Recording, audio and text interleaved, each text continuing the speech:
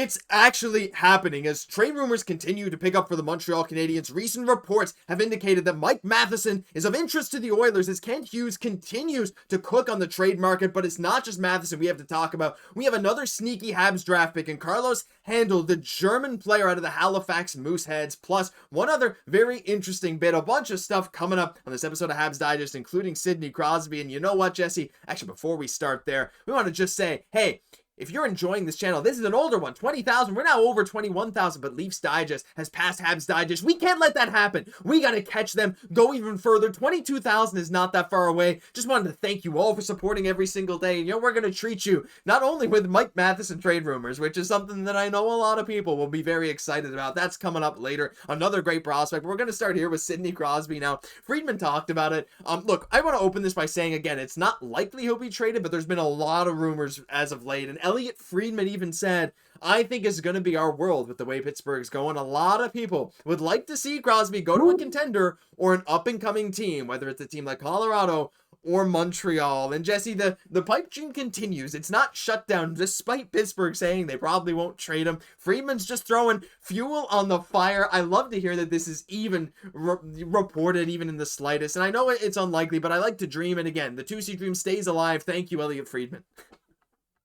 And yeah, again, like Friedman, like, don't play with me here because don't get this Habs fans' hopes up. We've had a lot of movement lately. Like, this would just take us over the moon here. Like, Josh, like, we only promised we would only talk about if there was like some serious news that Friedman's picking up the mic on. Okay, like just the fact that this is gaining momentum right now is absolutely nuts. Like, Josh, like, just imagine the Bell Center if this like them announcing Sidney Crosby. Please take some time to also imagine this scenario. Like, we want you to really think about this situation going forward. Like, this would absolutely be nuts. Like, I submit the argument, Josh, that the Penguins could be better off in the future, in the distant future, by actually trading Crosby to get the picks, the prospects involved, of which we have a plethora. Mm-hmm. Like, there is that argument to all that's all that I'm saying about all this. Yeah, exactly. There's an argument to be had. Now, Crosby wants to play out Malkin's career. That could just be one more year. So, again, maybe we're talking next year now, but,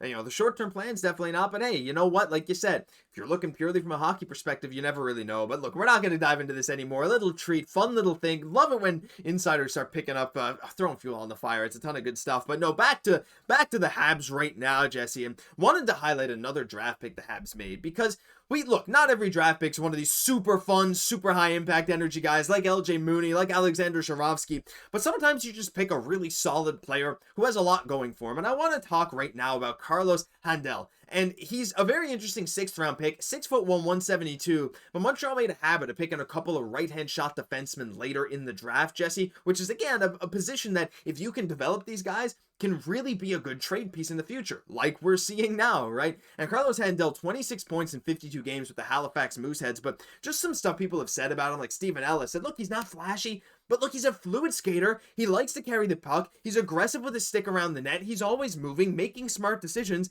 and he's looked strong both physically and mentally. And those are almost all of the things you would want to hear about a defensive prospect. And Andrew Lord from the Halifax Moosehead said, look, he's a young, talented offensive defenseman. Yeah, he needs to work on his defensive game, but he's already taken incredible strides on that. And, the position of stick, how to manage the space he leaves for the forwards, even his physicality, he's already improved drastically, and I know he will continue to do so. And again, nothing insane jumping out about Carlos Handel, but the fact that everyone for him is saying, like, again, that trajectory is only going up from here. He already has a lot of the fundamentals, just a couple things to work on. This guy could very well be an interesting name at the very least to follow. Yes, Carlos Handel from Germany. Again, it is important to just reiterate here. In going forward, like with this player, he's got some really good speed, and he's actually placed top 10 in a lot of amazing athlete in some of the tests at the drafting combine. Yep. So absolutely, like in terms of endurance, like this guy is just an absolute specimen. So that's always some great attributes when we're looking at like translatable, like just at least NHL type of players. Looking to get a player like that, like later on, there is some very high upside to this player. Another thing is to note with him, of course, with the Habs, it's still a value. It's the character. Yeah. He's been a captain for Germany at the international level. So some really interesting things to like about this player. Again, having a little bit of size, not a massive defenseman, but again, sticking with that current theme. Yeah, it's very interesting. Good character, good physical specimen. Again, his endurance is really the standout thing. This guy can play for hours, like Elaine Hudson. Again, not going to make that comparison, but he's an interesting name to follow. Again, just keep an eye on him. Like all these Habs prospects, these later round picks, they don't always pan out, but they're always interesting to follow to see how they project at the next level. And I believe he's going. Is it Cornell that he's going, or maybe that's another guy? But look, maybe he's not. There's another Habs prospect going to Cornell at the very least. And hey, the Habs have a type. We like to get a lot of interesting guys. So leave your thoughts on Carlos Handel down below. But main event, it's time for the main event, Jesse. Look, we all want to talk about this guy, and let's just do it.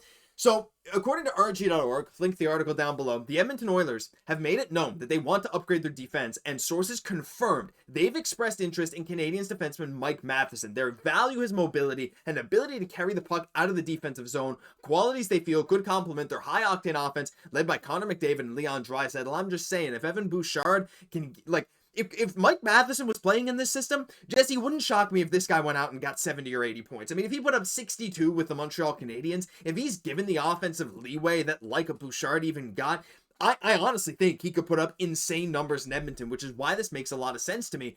They also go on to say that the Oilers might consider moving Ryan Nugent-Hopkins to make cap space. Now, Matheson for Nugent-Hopkins is never going to fly 1-for-1. Again, that'd be a bit tricky financially, even for Montreal. You'd be moving out some money, but regardless, that's not the point here. The point is Mike Matheson could very well be on the move. And again, the Edmonton Oilers expressing interest, Jesse, right away. We know the Habs have made it clear they'd like to keep him, but teams are coming knocking for him. And I think they're seeing a big opportunity now that we've signed Noah Dobson long-term to come grab one of the better, mobile kind of puck on his stick defenseman in the league, I should say. Maybe that's selling him too much, but he's up there. He's not at the top, but he's done a very good job when he's been given the leeway.